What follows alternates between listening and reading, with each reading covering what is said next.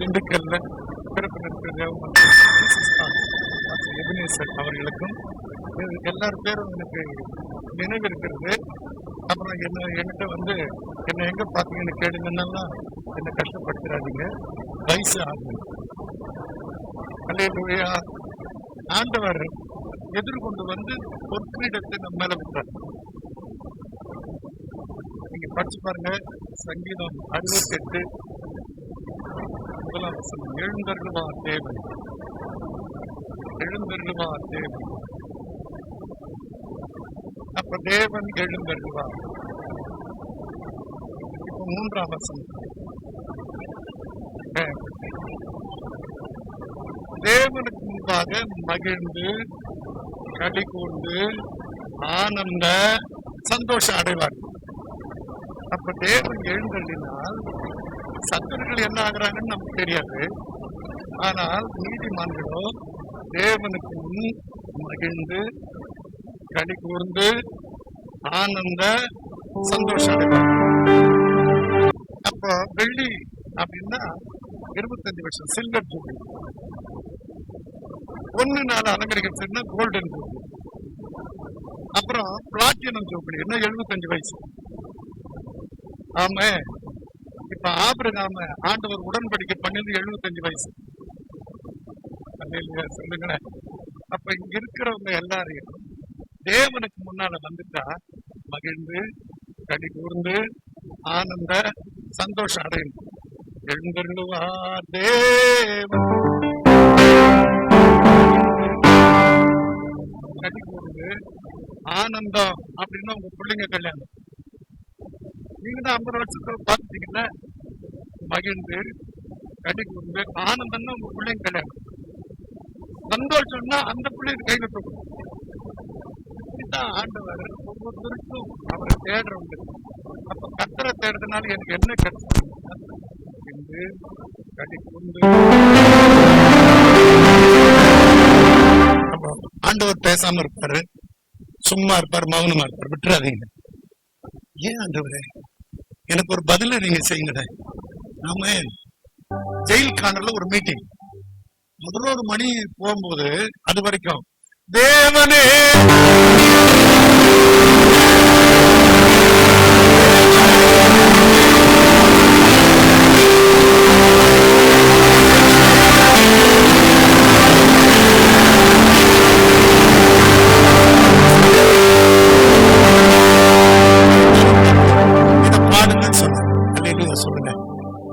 என் கணக்கு முடிஞ்சிருச்சு. ஏன்னா 1000 மடங்குன்னா ஒரு 1000 முறையாவது துதிக்க கத்துக்கணும். சொல்லுங்க, எத்தனை பேருக்கு புரியுது? அப்ப 1000 மடங்கு ஆசீர்வாதம்.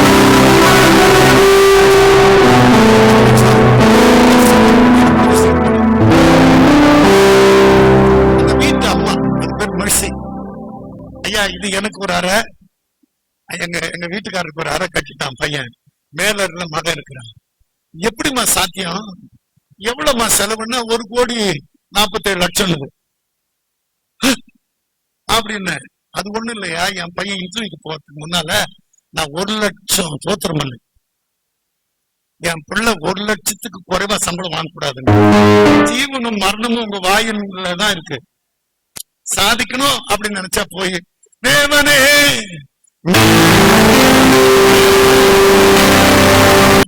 சர்ச்சைக்கு போறோம் வர்றோம், என்ன சாதனை அப்படின்ற ஒரு எண்ணம் இல்லையே. நீங்க தேவர்கள் நாம இருக்கணும், உன்னதமாடைய மக்கள் இருக்கணும். அல்லேலூயா சொல்லுங்க, அல்லேலூயா. நீங்கள் இப்பொழுது இருக்கிறதை பார்க்கணும் 1000 மடங்கு. அப்ப இப்ப எப்படி இருக்கிறீங்களோ இதை பார்த்துதான் 1000 மடங்கு. அல்லேலூயா. நான் படிக்கிறேன். உங்கள் தேவனாய் கர்த்தர் உங்களை பெருக பண்ணினார்.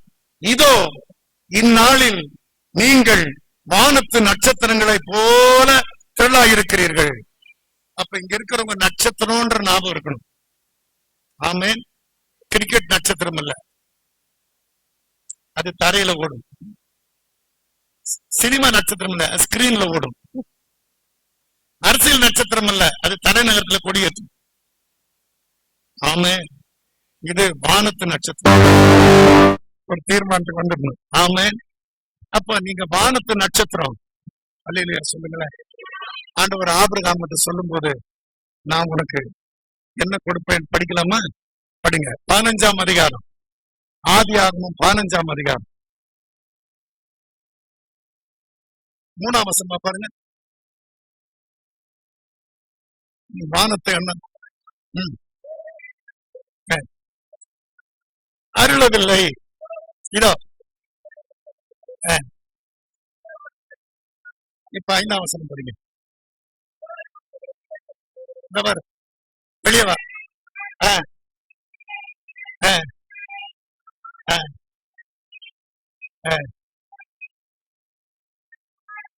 அப்ப உள்ள பிறந்தா நட்சத்திரம் மாதிரி இருக்கணும். இப்ப ஏன் சொல்றாரு? என் கூட கொஞ்சம் வாலிபரும் ஒரு 3 புருஷன் இருக்கிறாங்க, எவ்வளவு பெரிய ஜெயம் பார்த்தேன்றார். எல்லாரும் சம்பவத்தை சொல்றேன் பாருங்க. வீட்டுல போய் படிங்க. 14 ராஜாக்கள் வர்றாங்க, 14 கிங்ஸ் வர்றாங்க. இது 318 பேரை வச்சுக்கிட்டு இருக்கு. இது ஆபிரகாம். அதுல கொஞ்சம் வாலிபர் ஒரு 3 புருஷனா. இவங்க ஜெயிச்சுட்டாங்களா? அல்லேலூயா சொல்லுங்களேன். உங்க பிள்ளைகளை நட்சத்திரம் வராங்க. அப்ப ஆபிரகாம்னா என்னன்னா விசுவாசம். நீங்க என்னைக்கு விசுவாசம் ஆயிட்டீங்களோ அன்னைக்கே உங்க பிள்ளைகளை வானத்துல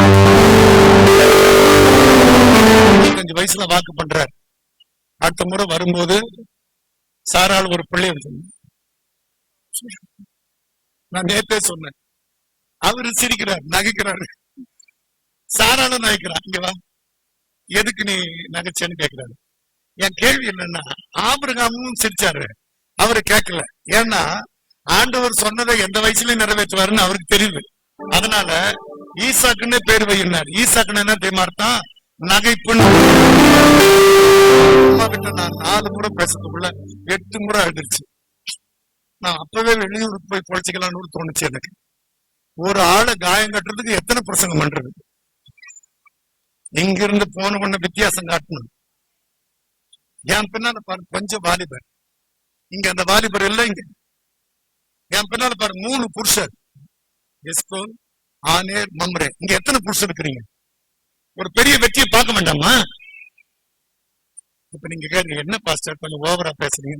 பின்ன ஊருக்கு போறேன், எப்படி பேசுனா என்ன? ஒரு வைராக்கி இல்ல சொல்லுங்க. ஒரு தீர்மானத்துக்கு வாங்க. நல்லா கவனிக்கணும். திருச்சியில ஒரு பையன் என்கிட்ட வந்து, தாத்தா நான் ஒரு விடுகதை போடுறேன், உங்களால பதில் சொல்ல முடியுமான்னு. சொல்லு பாருங்க. ஒரு பலா மரத்துக்கு ஒரு கண்ணு தெரியாம இருக்கிறான். மரத்துல 10 பலாக்கா இருக்கிறத எண்ணியே சொல்றான். அப்படின்னா எப்படி சொல்லுவாங்க, எப்படி சொல்ல முடியும்னு கேட்டான். நான் ரொம்ப நேரமா யோசிக்கிறேன்.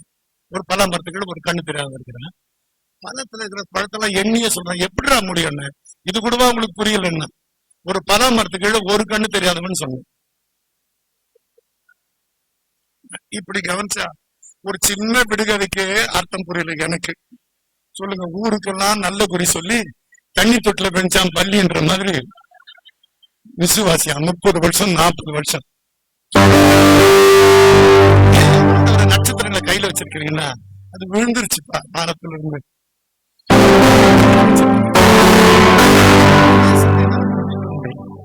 சொல்லுங்க, என் பிள்ளை விழுந்துருச்சு, என் பிள்ளை தடுமாறுது, என் பிள்ளை சோர்ந்து போறாரு, என் பிள்ளை ஜபம் இல்லாம இருக்கிறாரு, என் பிள்ளை அப்படி தடுமாறுறான்னு தூக்கி கையில வச்சுக்கிட்டு இருக்கிறாரு. இந்த மண்டபத்தை விட்டு வெளியே போகும்போது அப்படி 7 கண்களை உங்களதான் பார்க்கணும். பலம் இல்லையே, பராக்கிரம் இல்லையே, 7 கண்ணு உங்களை பார்க்கும். சாதிக்கணும்ன்ற வெறி உங்களுக்கு வந்துட்டா நீங்க கட்டாயம் சாதிப்பீங்க. ஆமே. அப்படி உயர்த்தும் போதெல்லாம் வயிற்றுக்கு மேல. ஆமா, சும்மா சொல்றேன். அல்லேலூயா, அலர்ட்டா இருங்க.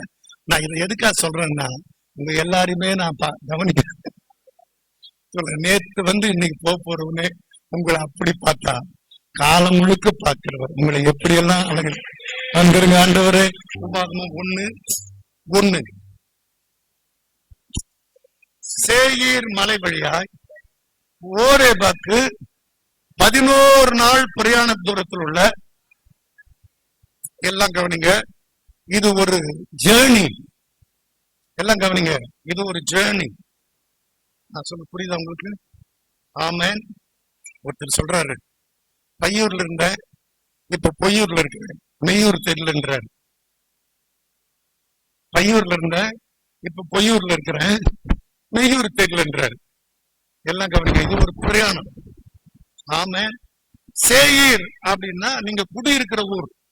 உபாகமம் 2ஆம் அதிகாரம் 8ஆம் வசனம். அப்படியே நாம் சேயீர்ல குடியிருக்கிற நம்முடைய சகோதரராகிய ஏசாவின் புத்திர விட்டு புறப்பட்டு, அப்போ நம்ம பிரயாணம் எல்லாம் துவங்கிருச்சு. நம்ம குடியிருக்கிற ஊர் நமக்கு முக்கியம் கிடையாது. சேயீரை விட்டு ஓரேப். ஓரேப்னா தேவனுடைய சத்தம் கேட்கிற இடம். அல்லேலூயா சொல்லுங்களேன். 40 வருஷம் வனாந்தரத்துல ஆடு மேய்ச்சிட்டு இருக்காரு மோசே. ஒரு நாள் ஒரு முள்ளு செடியில ஒரு அக்கினி வந்துருச்சு. அக்கினி வந்தா மரமே வெந்து போகும். ஆனா இந்த முள்ளு செடி மட்டும் வெந்து போகாம ஜுவாலிக்குது. இந்த அற்புத காட்சியை பார்க்க மோசே கிட்ட வராரு. பாதரட்சை கழட்டினாரு கர்த்தர். பாதரட்சை கழட்டிட்டு கிட்ட வந்தவன மோசே மோசேன்றாருங்க. அப்ப நம்ம பாதரட்சை கழட்டுற இடம் தெரியுமா? கர்த்தர் பேசுற இடம். அல்லேலூயா.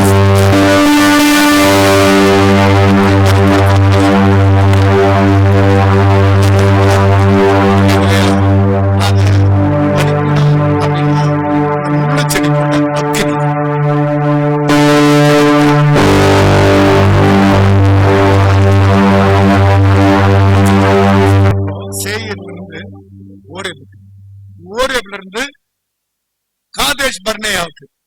காதேஷ் பர்னேயா அப்படின்னா ஹோலி டெசர்ட் வாண்டரிங். இங்கிலீஷ்ல போய் படிச்சு பார்த்தா ஒரு டெசர்ட். அப்ப பாலும் தேனும் ஓடுற தேசத்துக்கு நான் போனோம். அல்லேலூயா சொல்லுங்களேன். எனக்கு தெரிஞ்சு இதுதான் பால். இதுல யாரு முழுகிறாங்களோ அவங்க பாலும் பால் உள்ள தேசத்துல முழுகிட்டு. ஆமென். இப்ப நான் அப்படி பைபிள்ல மூழ்கிட்டவங்கள கைய வைத்து சொல்ல போறேன். எனக்கு ஹார்ட் அட்டாக் வராம நான் போறேன். பால் கெட்டு போயிடும், தயிரும் கெட்டு போயிடும், வெண்ணையும் கெட்டு போயிடும், நெய் ஆகிட்ட பிற்பாடு கெட்டு போயிடும். அல்லேலூயா சொல்லுங்க. அங்கங்க அங்கங்க இருந்து பறந்து வந்து இப்ப எவ்வளவு நேரம் உட்கார்ந்து இருக்கிறேன் பாருங்க.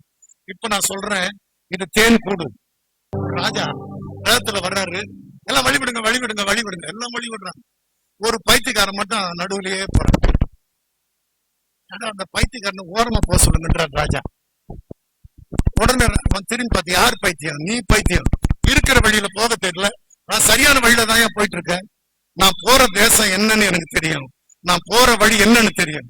ஒண்ணும் தெரியாத ஆளு நீல ராஜாவா அப்படின்னு இவன் என்னமோ சொல்றான் அப்படின்னு ராஜா கேட்டா, நான் போற வழி பரிசுத்த வழி. சூப்புக்கு எதிராகவும் பாரானுக்கும் தோப்பேலுக்கும் லாபானுக்கும் அஸ்தரோத்துக்கும் சிசாகாபுக்கும் நடுவாகவும் இருக்கிற யோர்தானுக்கு இக்கரையான வனாந்தரம். இஸ்ரவேல் எல்லாரையும் நோக்கி கர்த்தர் சொன்ன வார்த்தை, நீங்க 1000 மடங்கு. அப்போ எத்தனையோ ஊர் தாண்டினாலும் யோர்தானை தாண்டி வந்துடணும். யோர்தான்னா என்ன அர்த்தம் தெரியுமா? டிசெண்டர் அர்த்தம். யோர்தான் என்ன தெரியுமா? ஞானஸ்நானம் அர்த்தம். அல்லேலூயா சொல்லுங்க. இவ்வளவு பிரசங்கம் பண்றது, போங்க போய் பாஸ்டர் கிட்ட கேட்டு எனக்கு சீக்கிரமா கொடுத்துருங்க. ஏன்னா வானம் திறக்கணும்னா ஆண்டவர் அதைத்தான் செய்து காட்டுறாரு. யோர்தான்ல இறங்குறாரு. ஆமென். வானத்துக்குரிய ஆயத்தமே இல்ல. சொல்லுங்க, எத்தனை பேர் புரியுது? அப்போது வானம் திறந்தது. இல்லையா சொல்லுங்களேன். ஆண்டவர் இப்பவே பரலோகத்துக்கு வர்ற ஆளுங்க பேரெல்லாம் எழுதி வச்சிருக்காரு. மோசே சொல்றாருல, என் பேரு ஒன்னா கிரிக்கிடுங்க ஆண்டவரே, என் கூட வந்துருங்க. எழுதுறவங்க பின்பற்றுறவங்க பேரை பரலோகத்து புஸ்தகத்துல ஏறக்குறைய ஜெப வேலையாகி 9ஆம் மணி வேலை வந்துட்டோம். இப்ப நம்ம எழுந்து நிக்க போறோம். பேருக்கும் சுகம் வந்தது உண்மை. நன்றி அப்பா. இந்த மீனாட்சி மகாலுக்குள்ள இந்த ஜெப வேலையில நிற்கிற ஒவ்வொருவருக்கும் நன்றி. மனசுலயும் சுகம், சரீரத்திலயும் சுகம், ரெட்டிப்பான் நன்மை தருவேன். 1000 மடங்கு 1000 மடங்கு ஆசீர்வதிக்கும் தேவன் நீ, ஆபிரகாமின் தேவன் நீ, ஈசாக்கில் தேவன் நீர், யாக்கோபில் தேவன் நீர், எங்களுக்கும் தேவன் நீர். இப்பவே அதிசயம் மாறா மாறா. இப்பவே விளையாடுற குழந்தையா, வயசாயிடுச்சுன்னு கவலைப்படுற வயோதிபனா, சிறியோரையும் பெரியோரையும் ஆசீர்வதிப்பேன். Touch God, touch God. மாறா மாறா மாறா மாறா. இப்பவே அந்த அபிஷேகம் கால்ல, அப்படியே முழங்கால்ல, அப்புறம் இடுப்பளவு, அப்புறம் நீச்சல் ஆழம்.